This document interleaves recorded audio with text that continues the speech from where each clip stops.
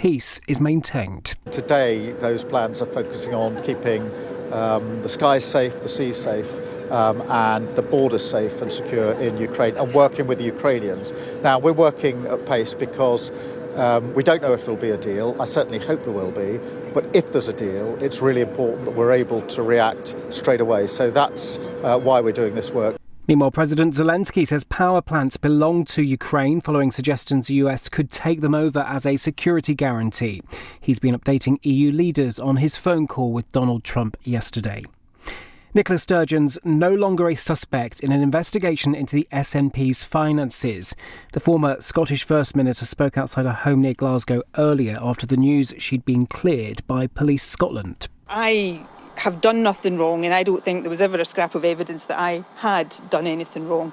And therefore, to have something like this hanging over me for, almost 2 years now has been difficult, it's been frustrating. Inquiries into the party's former treasurer, Colin Beattie, have also been dropped. Nicola Sturgeon's estranged husband has appeared in court charged with embezzlement, but is yet to enter a plea. The Hamas-run health ministry says Israeli strikes killed at least 91 Palestinians across the Gaza Strip overnight.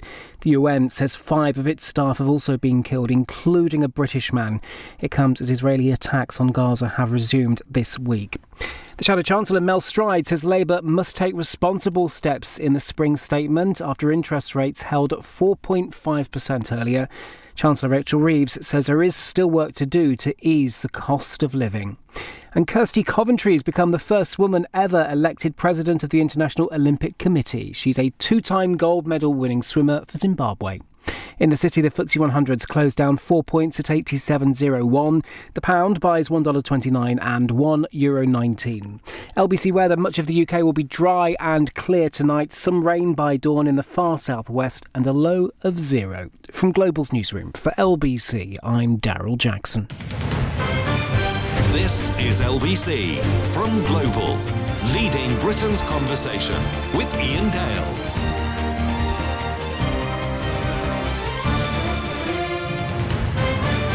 Hello, a very good evening. It's 3 minutes past 8 on LBC. Welcome to the show if you've just joined us.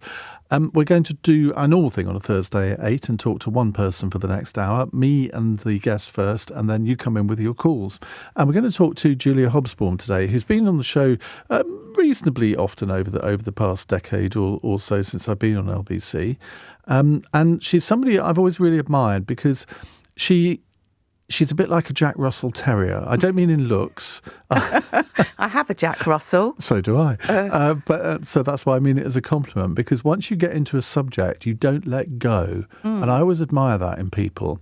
And you've reinvented yourself over the years since I've known you. And I like to think I've done that a few times. And it's, I think, quite a talent to do sometimes. You move from one thing which you're known for. And I mean, you've moved from the world of networking, where you became literally the world's greatest expert on the art of networking. And now you've moved into the world of work. You've published the Nowhere Office. You've got a podcast called the Nowhere Office, which I've been on. And now you've got this report, The United State of Work. How did you move into this? Well, first of all, thank you for having me. Always nice to see you. And thank you for the sort of almost backhanded compliment. I actually think things are rather circular, because what I'm doing now with Workathon, which is a work trends network that also publishes thought leadership and runs a network, is a little bit of everything I've ever done. I've worked in publishing. I'm now a publisher as well as an author, etc. I think the answer, Iain, is I follow my instincts. I don't quite fit into that mould of people who have a career that they're loyal to. I actually didn't go to university, so I'm really driven by that natural curiosity. You were in a pop group, weren't you? I was a backing singer, well, and counts. There is a band I keep saying to you, their song should be the anthem for politicians, and I don't understand why it isn't called Lean On Me. Yeah, by Red my Box. daughter's in a band. I've actually got it on my phone. Oh no, it's good, isn't it? It's catchy. Very good, yeah. I think British Gas used it, actually. I think they're still earning royalties from an ad. My daughter's in a band. No, I'm not cool enough to do that. But But I've been able to follow my interests, and I've worked in media, in politics, in publishing, and I've run my own businesses. But there has been a thread all the way through. And that thread is the way people work. And I noticed for years that people were miserable, that offices were horrible. And I could see this. And then the pandemic happened and everything blew into the open. And to cut a long story short, this is my last gig. You know, this is the thing that interests. Well, yeah, because it's just so interesting. It is just such an interesting space, which is every single person listening to this has got an experience of work. They might employ people. They've got children. They've got, half the planet, Iain, at any given time is either working or looking for work. There's only one thing that people do more of every day, and don't say anything rude because they don't do it that often, and that's Google. Oh, right. Yeah. I know the way your mind works.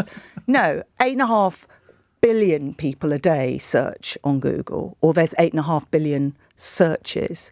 But the only other thing that is the biggest thing in the world every day is work. So I am, in fact, on a mission to have work reframed and to get it taken seriously. Well, it's quite interesting you put it that way, because I think attitudes to work have really changed over the past 5 or 10 years, but partly because of the pandemic.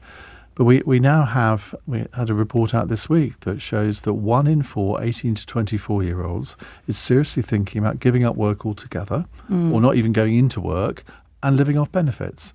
Now, I don't remember a time in my lifetime when that has been so stark. Okay, you'll always have a minority of people who just aren't wired for the world of work. Yeah. And they don't enjoy it, they don't like it, they've never had a job that they've enjoyed, and are quite happy to maybe sort of just get out of the world of work. But over the last 100, 200 years, most people have to work to exist, to earn a living. Well, that's still the case. That is still the case. And, or is it? Is our benefit system now so generous to people that they feel they have a choice to make? Well, Britain has a particular problem, and we know that problem, and it's been in the news this week. 20%, shockingly large numbers of people are economically inactive, and the majority of those are signed off sick. Now, there is an argument that problem has been largely exacerbated by COVID and long COVID. And I look at work in a global context, and Britain is not alone in having been ravaged by COVID and its after effects. There's definitely a political issue about the way benefit is structured and incentives are structured. And in fact, Andrew Marr in this station, probably in this seat, I think gave a really interesting analysis of the history of post-industrial Britain and the factors that led to a benefits culture and certain jobs disappearing. But one of the things I notice, and to come back to your point about, am I a subject butterfly? And I'm saying I'm not, because work is so interesting. One of the things I notice is that whether you look at Britain or America or Saudi Arabia or Brazil, as in fact we've done in this 12-country analysis in the report, there is a united state of work, which is every country, every company is dealing with similar issues. You wouldn't know it from the public debate. The public debate is shirking from home, let's go back to the office. And I'm always happy to have that conversation. But really what I want us to do is think about the bigger picture, because work is now, to every organisation, what climate was 10 or 15 years ago.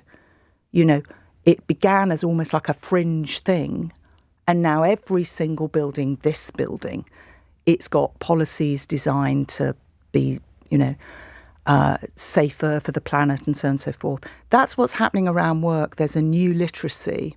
And I really am a bit of a campaigner for us to think about work differently. Or you could just watch The Office and focus on the fact that the culture, from the pop song to the movie to the novel, tells us that we don't like work. And that's worth noting. apart from one job I've had in my life, I've always enjoyed working. Every job I've had has been a positive experience. And the only reason the one that I didn't enjoy it was because I was bored. Yeah. Well, we are unusual. We are entrepreneurial. And you could say there's a bit of diagnosed or undiagnosed ADHD happening. I mean, entrepreneurs are often quite, interested in everything. But the truth is that the system of work, education system, office system, was really developed after the Second World War, and it just doesn't work anymore. And the pandemic wasn't the moment that people realised. It was the moment when everything crystallised. And then what happened is AI came along just as everyone was recovering. So that's why this moment is so important. And the truth is, I think most people should enjoy their work, can enjoy their work, blue and white collar, by the way. But there are lots of obstacles. And one of those obstacles, apart from obvious things like pay and obvious things like toxic bosses and all that stuff, is that there's really not enough understanding about how important it is. It's not joined up. And it's not joined up in government. This is a Labour government. The word Labour means we like work. They've brought in lots of legislation with great fanfare. People aren't feeling it. They're not feeling yet, they might, that this government gets their working life. Now, that's got to change.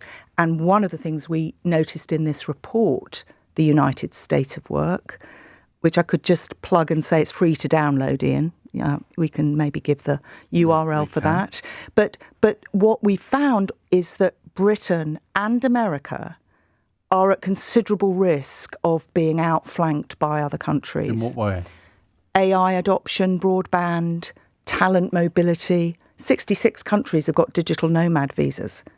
What does that even mean? It means that you are really encouraged to go to other countries and set up and work there, and that's very attractive for the young. There's a whole shift happening. And then, of course, flexibility. Now, Britain does well on flexibility, but it doesn't do so well on the sickness benefits. But America is obviously the bottom rank, really, when it comes to sickness maternity. And you mean it does really well in what regard? In terms of employers allowing people to work from home, that sort of thing? OK, so the work from home thing we really need to talk about carefully because it's become a sort of catch-all thing. We've got a Flexible Working Act that was actually brought in by the Conservative government, and flexible work is very much championed by this government. And it's important because it's here whether people like it or not. And that's because the technology that the government is so keen on actually enables it. So Britain is good on that. And actually this year is the 25th anniversary of the moment that Baroness Hodge stood up in Parliament. I know I sound like a work nerd, Iain, but I am. She stood up in Parliament and Hansard recorded her mentioning the term work-life balance for the first time in Parliament. And that was under Tony Blair. But it took until the pandemic and beyond for this concept of work-life balance and flexibility to be enshrined. And Britain is ahead on that. See, I wonder how much ahead, because I people have heard me say this before, but I always judge the level of economic activity in this country and whether we're about to head into recession or whether we're coming out of it by the number of empty car parking spaces at Tunbridge Station every day. Yeah, it's a good barometer. It's a barometer. For the first time in 5 years, there is not a space to be had. Now, either you look at that as a sign that economic growth is coming back into the economy because more and more people are commuting into London every day, or you think, well, no, it's not that. It's that people have reverted to normal and they're working in the office rather than at home. Well, they are, but they're also not. So it's a really mixed picture. And one of the things we found was that when you actually try and get the picture, the data sets are scattered all over the place. I mean, to say pulling together the picture of work in any company, in any region, is like herding cats. is an understatement. So much so that we're actually trying to set up a global organisation because there just isn't a single source, and data can be misleading. It is true that the larger companies are effectively forcing people back to work, and that for all sorts of reasons, there's an economic safety in staying in work and not, casting around. All that quiet quitting and the Great Resignation has slowed down. But then you have to look at other things like what is the sickness and absenteeism and low performance and productivity in those companies that are forcing people back to work? What is the cost further down the line of basically worker shaming that's been going on, which is obviously big news in America, but Jacob Rees-Mogg... I've never heard that expression before. Well, that's my phrase, worker shaming, but it came from a really good phrase developed by an academic called Iain Dale, who's an HR academic, and she talked about flex shaming, which I thought was brilliant. But now we're in another league. You've got Donald Trump and Elon Musk literally abusing federal workers. Jamie Dimon of JP Morgan also is now having to row back. So there's some very weird cultural stuff happening in the workplace. And so all I would say is, yeah, you can measure your cars in the car park, but it just isn't the whole story and the whole picture. No, because the car park's full on Tuesdays and Wednesdays, not so much on a Monday. Thursdays, you might get a space if you're lucky. Fridays, take your pick. So there is still, I think a lot of people are going back into the office maybe 3 days a week, which last year a lot of people were still working 5 days at home. But so what I'm arguing for is that we think about work differently. We notice what's really happening and we ask the right questions. So, for instance, back to your point about the young, there's a massive generational shift with the Gen Zs not wanting to work in the same way that the millennials did, the older ones, right? And that is partly because they've lost faith in the education system, the expense of it, the promise of what it delivered. And also, in one of my books, I interviewed a really brilliant historian called Eliza Philby. And she sat in that seat about 3 months ago. Oh, yeah. Well, Eliza's great. And she in my book, Working Assumptions, she gave me an interview. And she pointed out that my generation of mothers, of working mothers, have got children who saw how stressed we were, who saw how absent we were. They don't want to be like us. So there's all sorts of cultural shifts happening. That's interesting. But there's another thing going on, especially in America, which is the old order of the professional classes being sort of, fed into expensive colleges and then out into a job for life. That's not happening anymore. And the big trend that has changed is that it used to be the blue-collar workers that were sort of screwed by new technology and new practices. And now it's the white-collar worker. And that's why this moment is so huge. Well, we'll talk about AI in a bit. We've got some interesting texts coming in as well. And we'll take your calls after 8:30, 0345 6060 973. If you've just tuned in, we're talking to Julia Hobsbawm. She's got this report, The United State of Work, How Working Life Has Changed and What's Coming Next. So if there's anything to do with the world of work, she's your woman. 0345 6060 973. It's 19 minutes past 8. This is LBC.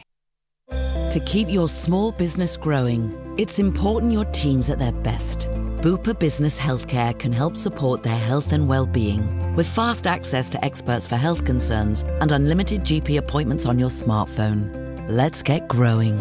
If you own a UK small business, you could win £1,000 and 12 months of Bupa Growth Plus, providing HR support in collaboration with WorkNest. For full terms and to enter, visit lbc.co.uk. We all know time is money. At Wealthify, we help you make the most of both with our easy-to-use app and team of investment experts managing everything for you. And when you deposit or transfer to a Wealthify Stocks and Shares ISA, you could earn between £50 and £500 cash back. That's why the smart money's with Wealthify. Get started today. Download our app or go to wealthify.com.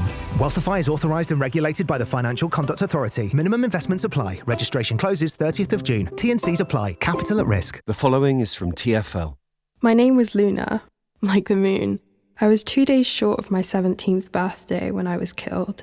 My killer wasn't a bad man. He had a rescue dog called Frank and rang his mum every Sunday. He wasn't a speed freak. He just thought it was okay to go a few miles an hour over the limit. But that was enough to knock me off my bike and kill me. Speeding injures or kills over 1,000 people in London every year. Slow down. To the Mayor of London and TfL, every journey matters. Leading Britain's conversation. Iain Dale. Alexa, send a comment to LBC. 21 minutes past 8. Julia Hobsbawm is with me. She has a report out called The United State of Work, which can be downloaded where?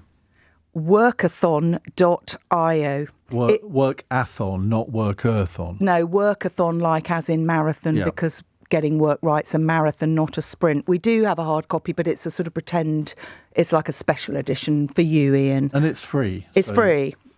So if there's any questions you have or any views you want to express on the world of work and maybe how it compares to the world of work when you first started in the workplace, that would be interesting to hear. 0345 6060 973. John says, love your guest, Ian. The issue with home working comes down to a very basic issue, trust. Bosses are trained not to trust their employees. Now, I think he's right in a sense that the word trust here is important. But, I mean, I've never run a very big company, but I've run plenty of smaller companies where I've employed, say, up to 20 or 25 people. And I wouldn't employ someone if I didn't trust them. Now, I've been let down once or twice, I have to say, but I don't think that's particularly unusual. You are in your personal life as well as your business. Why should business life be any different? But I don't think people are trained not to trust their employees, are they? Well, I think there's a lot of terrible leadership in management, and I think that is in a way the elephant in the room. And when William Hague was Foreign Secretary, I think he had an academy for training, but really we ought to be placing a lot more emphasis on leadership and management skills, because if you're feeling under pressure as a manager, then you're going to pile that pressure on to your workforce. He's absolutely right that trust is at the centre of it, but I will also defend the very managers and leaders I'm beefing with, which is the landscape has become really complicated and they're not really equipped to deal with it, because you've got the economic growth pressures, you've got the costs and the whole supply chain nightmare that's affected another part of the world of work, which is how the products and services are created. But in addition, what you have is, a pressure to impose strictures on workforces that don't make sense and that cause resentment in one part of the workforce over the other. So it is complicated. Now, there's a bit of a flight to safety happening, which is certain company leaders ordering everybody back because they think they can and they think that will work. Well, they can. It won't work for very long. I can just tell you the data, and I've immersed myself in it for 5 years. I mean, I started this because I sat on my sofa for 5 months, didn't we all, in 2020. I was promoting a totally different book called The Simplicity Principle, doing Zooms, giving talks on Zooms, running WhatsApp groups, pivoting completely to a new way of working. And I woke up one morning and I thought, in amongst all this terrible gloom and shock and whatever, I'm actually feeling a bit excited because things are changing and this is not going to go back to how it was. What you've got at the moment is a bit of a Cold War where you've got certain boardrooms dominated by a certain generation and they are still in the driving seat. And so they can order people back. But you talk to leaders and managers now, and they know that they're going to be outrun by what I call the amazing generation of millennials, Zs, and alphas. God help us all. Well, it's not God help us all, and it matters. He's just looking at Generation Zs I'm through the glass. I'm turning back to your gallery of youngsters. No, but it matters because just basically it matters, Ian, because,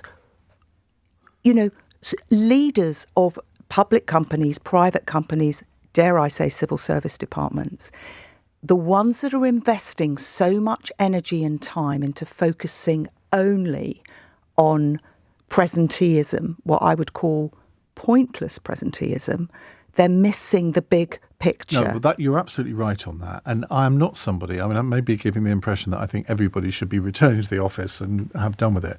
But I've always been a great believer that if you have a happy workforce, your productivity in whatever organisation you're in, whether it's a manufacturing company, whether it's a PR company, whatever, if people are happy in their work, if they respect the people that they're working for and working with, and their employers show a degree of flexibility, not just in working from home, but in lots of other ways too, that is the way forward. And any employer that just refuses to listen to their workforce or tries to impose measures which any sensible member of their management should have warned them not to do, right, they will suffer the consequence. Well, that's partly because people are in an echo chamber and a bubble. That's often what power does. And you are right. And by the way, the global happiness rankings have come out today and we've dropped in the rankings. And I totally welcome the debate about different measurements of output in the country, beyond GDP, as the agenda is called. But there's also something else about basic functionality and does something work or not. And the truth is that it's often easier to impose edicts on people rather than to ask them and listen to them. And I have a theory. You might disagree because you know politics a lot better than I do. But I think that what the real Achilles heel for politicians is the 5-year term. And the fact is that everything is designed around getting re-elected or local elections and midterms. Well, the same is in a way true in a corporate environment. And by corporate, it could be the NHS. I mean, they all run on the same lines, by the way. That's another problem that we've uncovered, is that there's no innovative, iterative thinking. Every single company, every single team should be going, OK, these are the guardrails, but what should we be doing for our workforce, for our challenges? That thinking needs to start happening. And also thinking on AI needs to start happening, which I think certainly people I talk to of my generation, we don't understand it. We see ChatGPT and we think, well, that's rather good. That's really helpful. But I'm not sure our thoughts extend much beyond that. How is that going to affect the world of work? Is it a threat to the world of work? Is it a threat to people's jobs? Or will it be a bit like computerisation in the 80s, where we all thought that was going to lead to massive job losses? And actually, it was quite the reverse. Well, I'm still at the moment in the school of thought that says that AI is probably going to create net gain of jobs, but it is still going. First of all, I don't know any more than anybody else. And secondly, it's certainly going to disrupt enormously and already is. So it is going to remove certain jobs, but it might create others in the same way that the social media companies have created jobs, actually necessary but horrible, stressful jobs that they've outsourced to so-called ghost workers overseas of, for example, moderating content and watching harmful content. So there are always the swings and roundabouts of what technology does. Here's what I think. AI is absolutely here. You can see it. I mean, the government is using it. Every kind of data set you can lay your hands on. Tata Consultancy Services did a big global study of it. Shows something like 80% of leaders around the world have brought it in and believe it's already materially affecting their businesses. We did a survey that shows, however, that about 80% of white-collar workers don't feel they've had enough training. And then to your point, some of it's necessary AI and some of it ain't. And I'm really worried by the fact that instead of addressing some of the more important changes, you've actually got companies piling in. I think we need a balance of the two. What Workathon wants is a world that works better, is human-centric, but AI-enabled. It's not going to go away. And by the way, by AI, I don't just mean generative AI, which is in fact for a particular cadre of the white-collar workers. We're talking about robotics. Yeah. We're talking about the agentic age, and we're actually... The what? Well, AI agents. Right, okay. I mean, basically chatbots to you and me, but with a little bit of frill on top, she says facetiously. But for example, you're in a studio with some big screens. The truth is that within the next 10 years, every single building with workers in it is going to have floor-to-ceiling immersive tech where people will have avatars, and the Apple Pro is probably going to become the gear of choice. That's certainly what I'm hearing. And we're not there yet, and we can't really imagine it. I can see you looking at me. You can't imagine it. Well, I'm thinking, what's an Apple Pro? Oh, the big eye thing, the big goggly thing. All that stuff is getting better and better. Immersive, metaverse, multiverse, the stuff that we've kind of thought, no. You see, I'm hearing your words. Yes, you're not understanding. And it's going straight over my head. And that's not a reflection on you. That's a reflection on me, because I switch off when I hear the letters AI, and I know I shouldn't.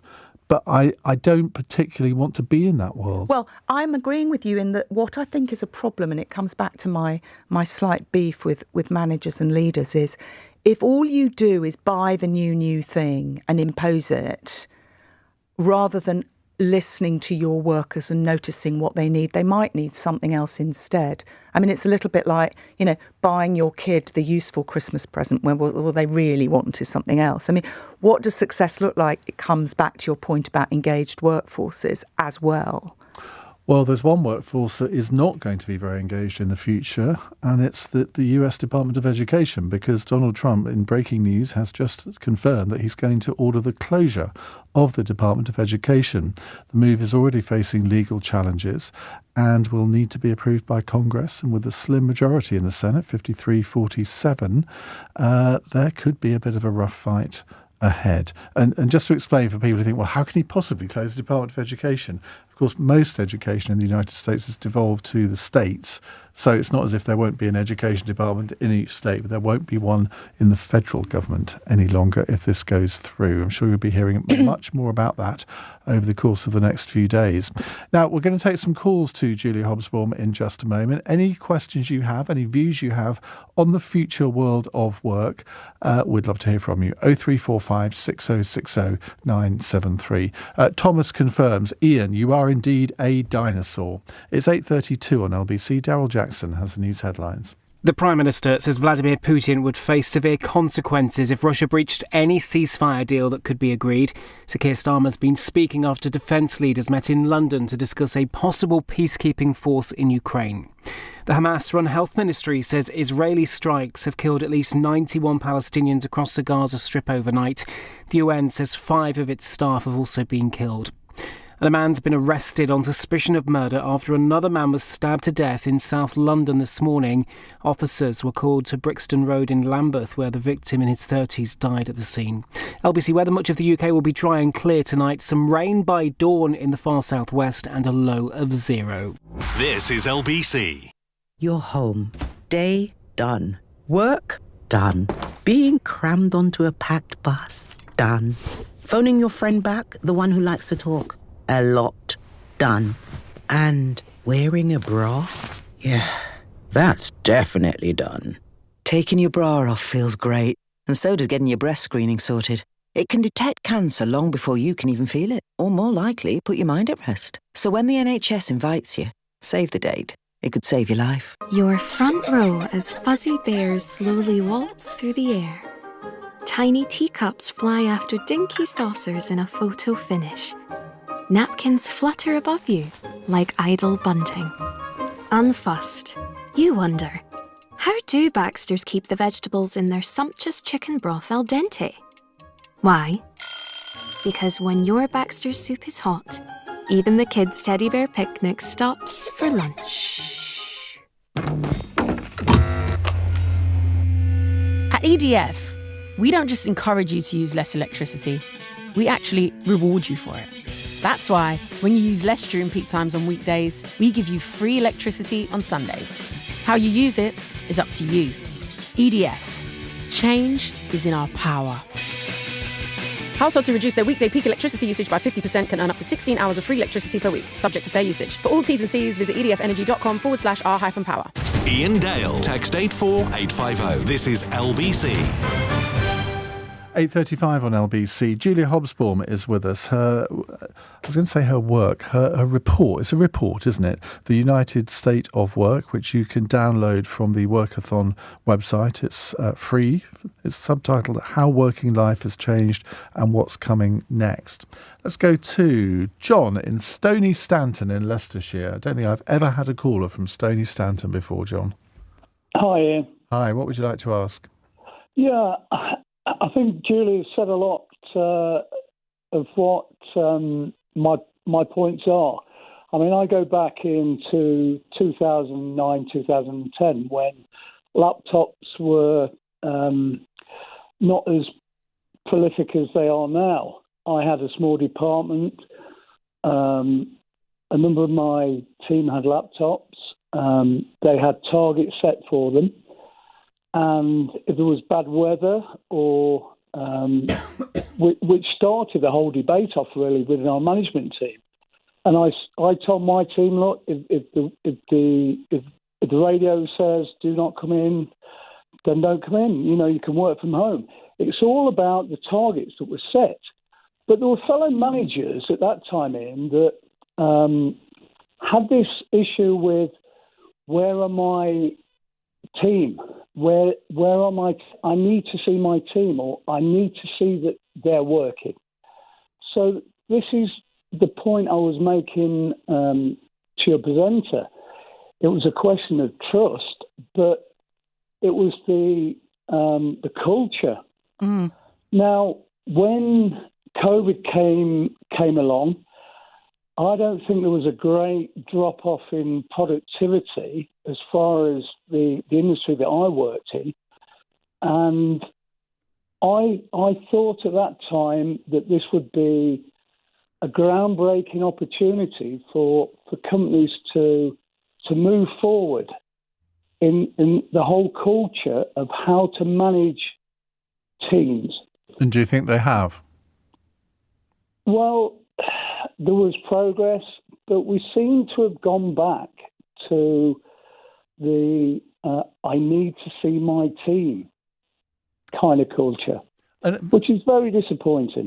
Well, that's interesting, because I think it's a natural human thing, isn't it? If you are in charge of a team, you kind of sometimes want to see them together. Julia, you're shaking your head. Well, hi, John. Can I just ask what industry you're in? Is it IT? I'm retired. I work for a utility, Julia. Okay. Well, what's really interesting is you're sort of right, but I am an optimistic pessimist. So yes, you're right. Everyone's What does that mean? Well, it means that obviously you can look on the downside, which is there is a rear guard action. We know that to, as I say, work a shame and get people back. But I think they are.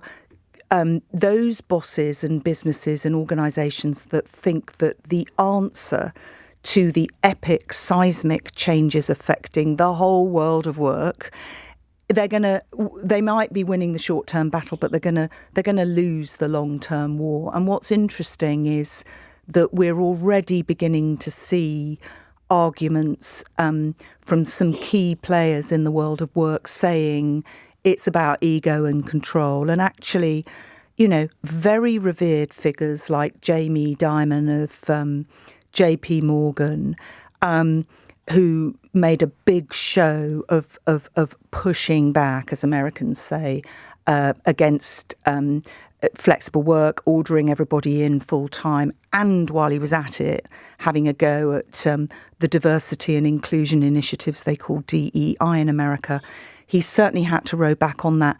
They want the short-term gain of the control, but the world is changing. This is not a genie that's going to go back in the bottle, and that's the optimist in me. And can I say, Julia, you know, I worked in an industry where there was a necessity for most of the teams within the company to have bums on seat, as you would say. But again, you have to manage that. So I had, you know, a smallish team, but there was always the the realisation that we had to have people just in case there was something that came up that you had to deal with within the office. Yeah. So it was a realistic point of view. And, you know, if companies went forward in that understanding that, okay, nobody's saying that nobody has to be in the office. There has to be, you know, a core team within the organisation or your department. I mean, it's being realistic about what you need to do to deliver what you need to deliver as a team. Okay. John, thank you very much indeed. Let's move on to Peter in West Hampstead. Peter, hello. Yes, hello, Ian.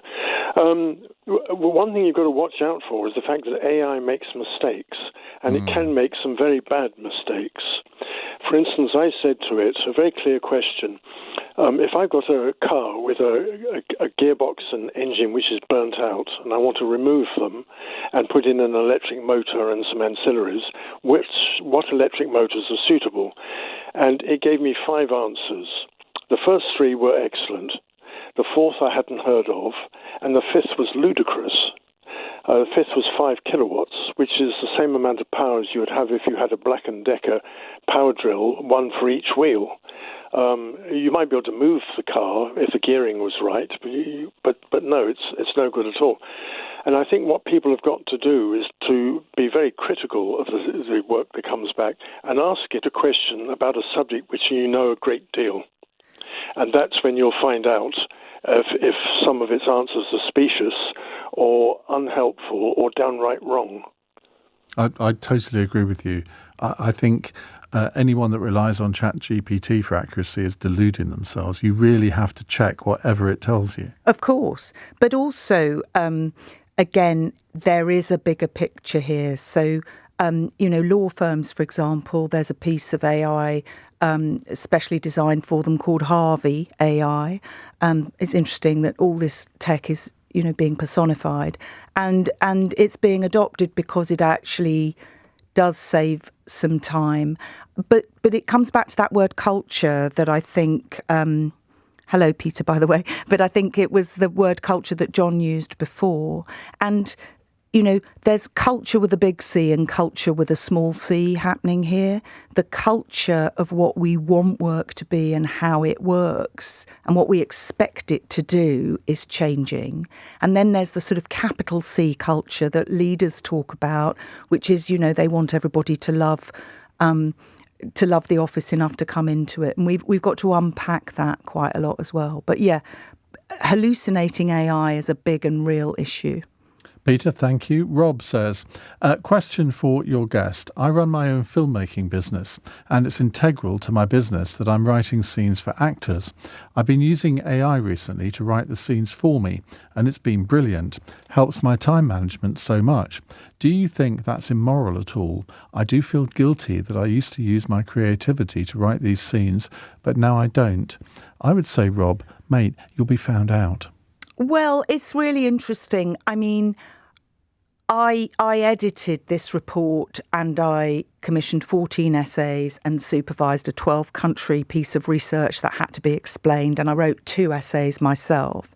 And I extensively consulted the large language models of AI, including Elon Musk's Grok, which is actually really good, Perplexity, and ChatGPT.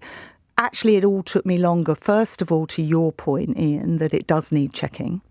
Absolutely. I mean, DeepSeek, the Chinese one, really fascinating.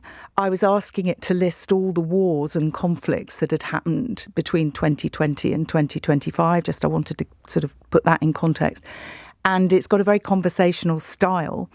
And so it writes as if it's talking to you. And it gets halfway through its answer in, 2.5 seconds. And it says, hang on, my AI assistant, that is the AI saying that its AI assistant, only goes up to 2023. I thought, well, hello, that's not very helpful, is it? So it actually took me longer, but it really took me longer because I am not at the stage you're at, Rob. I write every word and I research every word that I write. And certainly there was a contributor that I commissioned very late on. And, I mean, poor bloke was, on holiday in Mexico with his family. And he said, I'm not going to name him. He said, oh, I'm really busy, blah, blah, blah. I've just popped it into AI and here it is. And it was absolutely just horrific. And I rewrote it and said, look, is this what you want to say? It's awful when that happens, though. You get an essay, because obviously I've done similar books to what you're doing on different subjects. And there's always one that delivers something that's awful, whether it was written by AI or not. Yeah, but I mean, I think you and I are quite similar as editors, because I've written books and edited them, is that you care about it as a whole. And I also feel protective to those contributors. And so, there was a couple where I said, actually, I think you need to put in some more data because it's a very fast moving field. But coming back to Rob's point, so universities are being completely changed by ChatGPT. Publishing is being completely changed. The laws have not yet been written, for instance, about author contracts that will say, I've written all this myself, sort of thing. But the other thing to remember is that when you come to the world of work, the whole world, those 3.5 billion people, actually ChatGPT and generative AI is a tiny bit of it, certainly not the main bit of it. I mean, again, data's hard to come by, but there's really only about 1/6 of the world that is a white-collar worker, Ian. And the rest are manual, and they work in fields, and they work in factories, and they're dealing with robots. We've got a question on that coming up. Right. I think it's very important that you've actually made that point yourself, because we're getting a bit of a slagging off from plumbers.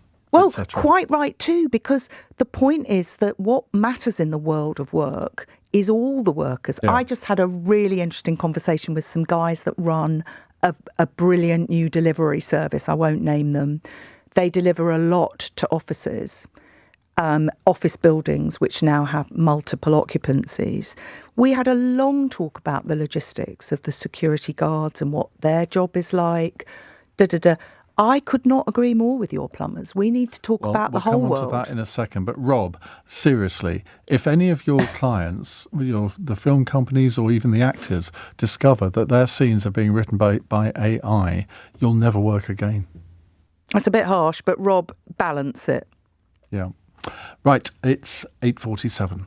LBC This Morning on Nick Ferrari at Breakfast. To the case of Nicholas Prosper, the 19-year-old now, sentenced to a minimum of 49 years. Now, some are saying that's not enough. I remind you, particularly brutal murders of his mother, sister and his brother. Tony and Ferrum. His planning is pure evil, and he doesn't deserve anything, really. He just deserves to be put to sleep like an animal. Sean's in Isha. The idea of giving someone like that the chance of ever getting liberty is just beyond me. The whole life sentence has got to be the answer. Nick Ferrari at Breakfast. Back tomorrow morning from 7. Listen on your radio and on Global Player, LBC. Hey, Dad. Hey, love. Just spoke to Zara from St James's Place. Your financial advisor? Yeah, we've made a plan. Retire early, travel more. Peru first. Ooh, ¿cómo estás? Bless you.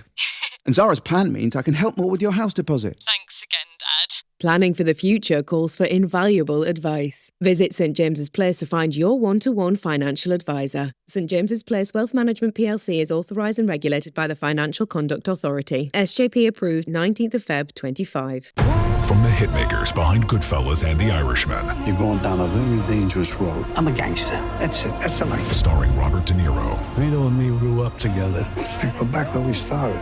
Back on the street. Inspired by the true story. The man took a shot at his own boss. What happens now? Witness the downfall of the American Mafia. He's not going to try anything. You make sure he's dead. Bang, bang, bang, bang, bang. The Alto Nights in cinemas Friday. Book tickets now. The following is from TfL. I got loads of flowers the other day. And messages from people I didn't even know. My mates spelled out my name in tea lights. And my mum hung my favourite footy shirt on the railings, next to the lamppost, where I got killed. By a nice lady, just someone who thought it was okay to go a few miles an hour over the limit. Speeding injures or kills over 1,000 people in London every year. Slow down. To the Mayor of London and TfL, every journey matters.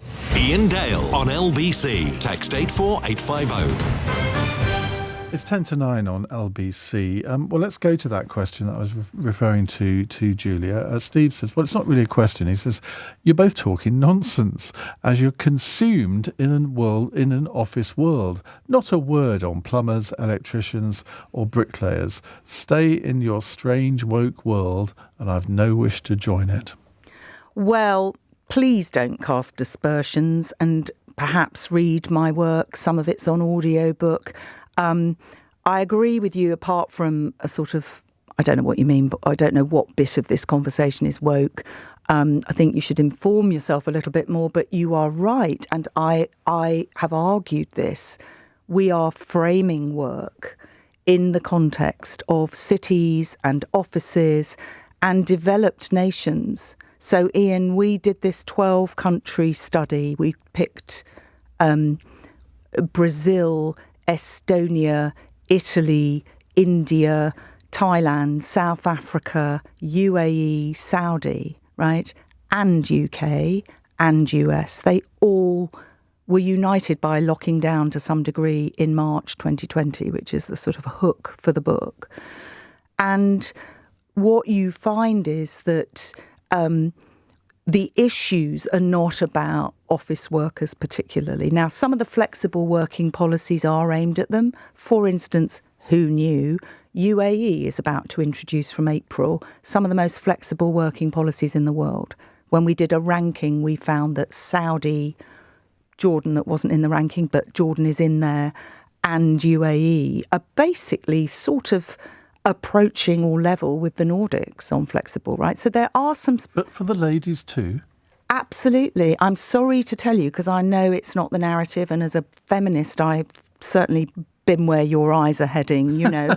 But we really have to rethink the way the world is. And the fact of the matter is, for whatever you might criticise some of these nations, you look at Saudi. In fact, I had this discussion with the business editor of The Sun, who said to me, oh, well, it's coming from a low base. But, for example, there's been 10% increase in participation of women in the Saudi labour force in the last 5 years. It's up to 11%? No, it's a third of the workers. And the reason why it matters, Iain, is because these young, hungry countries, they are looking at the future.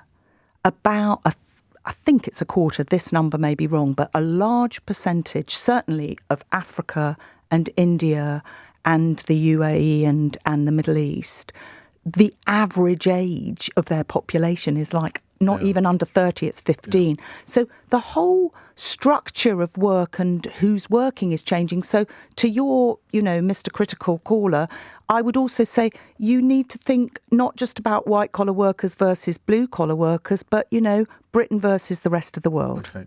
Let's go to Jivan in Ilford. Jivan, hi, what would you like to say? Good evening, Iain, and to your guest. Can I say one thing? I've noticed that there's a lot of discussion about workers of office, obviously, but many others. But whether you take plumbers or anybody else, every worker has to be motivated into producing results.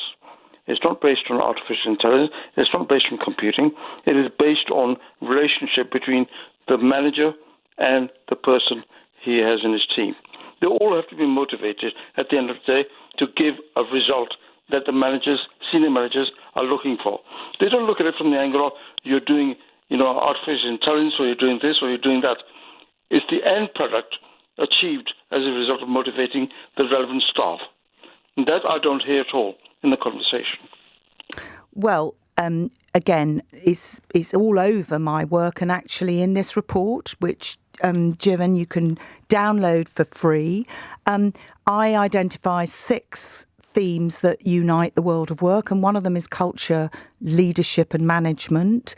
And the whole motivation piece is part of it, but so too is rights and equality. But here's another thing. The technology and the AI and the bureaucratizing of systems also means that some jobs get harder and harder to do well and to join up well. So I want us, those of us, and maybe you are one of the group, the movement who want work to change for the better, we have to look at all these issues side by side and not just one. It's the whole big picture. And that's why work needs to be spelt with a capital W, okay? It's not an ancillary thing. And the comparison is this. After the Second World War, the new global institutions emerged and they focused on two big areas, health and finance. World Bank, IMF, World Health Organization. And the World Health Organization in particular dealt with like everything from, maternal mortality to malaria to venereal disease, okay? Now we've had the war of COVID, we've got AI. This is the moment where we need to focus on work, and it's a very broad spectrum of issues. And so all of us are guilty of not looking at the big picture. OK, Jeevan, thank you. Mark is a new caller in Buckingham. I'm going to be in Buckingham on Saturday. Hello, Mark. Hi there. Hi, good evening. Thanks for taking my call. I just wanted to give my view on AI as it stands at the moment. So I run a small IT company in Buckingham, and we support small businesses in the area. And the uptake of AI in the small business sector, it's quite slow at the moment. And I think it comes down to three areas. You've got the consumer who don't want to really pay for AI as it stands at the moment. You've got ChatGPT for free. It's a creativity tool. Most people have tried it and maybe generate a picture with it or ask it to write an email. In the business sector, not really seeing an uptake because of the cost, but from a biggest picture, you've got the big players in the market, Microsoft, Meta, Facebook, Grok mentioned earlier on. These big companies, ChatGPT, they've invested billions and billions of dollars into these platforms, and so they want them to succeed. I think at the moment it's early on, but we really need to look at the risks of how this incorporates into our society. So imagine if this was built into your local government. Imagine if the council had it and what that would mean for our data, or if it was linked into your bank account. There's a lot. Well, it already is. It's already happened. I mean, you're right. You're absolutely right, Mark. And, partly it becomes a regulation issue, and partly it becomes the fact that government, the way government is structured, and that includes the way certain work is structured, the work of government is structured, actually cannot keep pace with the changes. And that's really a problem. But, AI is already embedded visibly and invisibly. I mean, try getting a GP appointment without going through digital interface. You can't actually do it now since the pandemic. Yeah, it's a shame because you used to be able to bring them up. You can ring them up, but, you're caller number 9. I think you're right, Mark, but also what we found, we did a white-collar survey in this report, and we found that, 79% of people, of white-collar workers, back to Mr. Plummer shaking his head, but of the white-collar workers, 79% of people are using AI, but they don't feel trained well enough in it. And that, again, places a burden of complexity on getting the job done because it's just constant change. And, again, we need a bit of a leadership steer on all of this. Well, Julia, we have run out of time, unfortunately. But Chris wants you to know, he says, your guest is very engaging. I've learned a lot. Oh. So I think our mission is complete for this hour. Good work, then, Thank Iain. you very much Thank indeed. you. And if you want to download Julia's report, it's called The United State of Work. Just go to workathon.com. .io. .io. Yes, that's an AI term, Iain. It's ever so newfangled. Oh, my goodness me. Julia, thank you. Thank you. Coming up in the next hour, we're going to talk about grief, I suppose, because I want to know from you how you coped with losing a parent. Both my parents are no longer with us. Older listeners may remember my mother died in 2012, my father died in 2016. And we're going to talk to a Conservative MP briefly whose father died yesterday, and he got up in the House of Commons literally 24 hours after his father had died to do business questions, and actually paid tribute to his father in the House of Commons. I don't think I could have done that.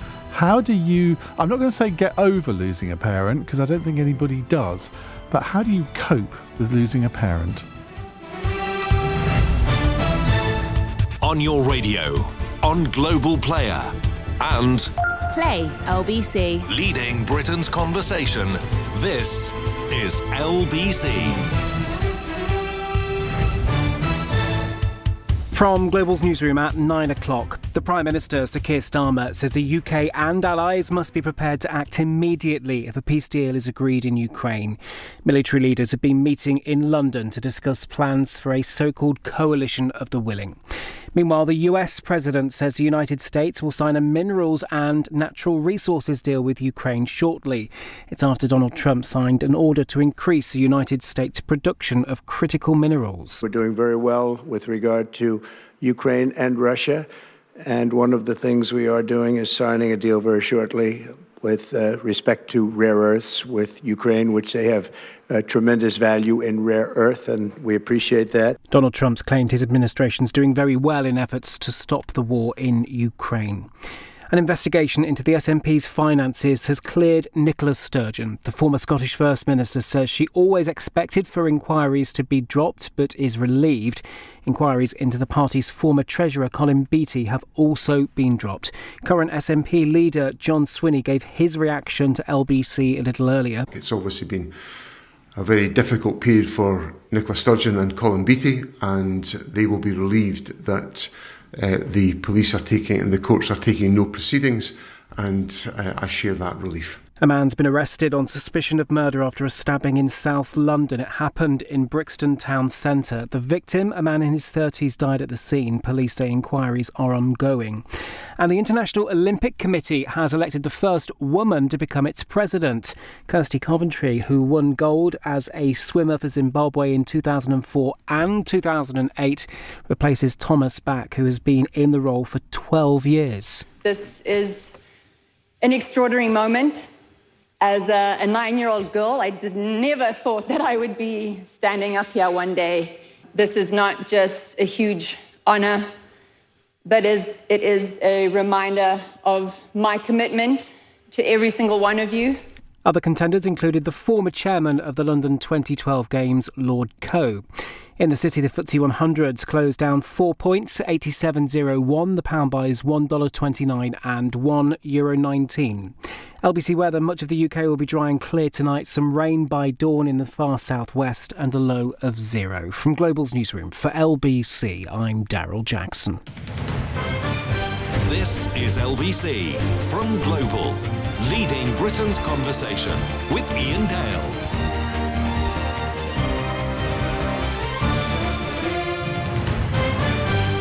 Hello, a very good evening. It's 3 minutes past 9 on LBC. I want to talk about how people cope with losing a parent, because I think it's a real landmark in anybody's life.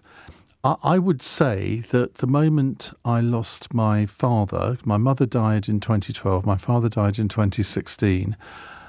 You may think this is a slightly weird thing to say, but it was the moment I felt I became an adult. Now, obviously, I became an adult when I was 18, but when you lose both parents, you kind of realise you're on your own. You haven't got that support mechanism there anymore. You haven't got that sort of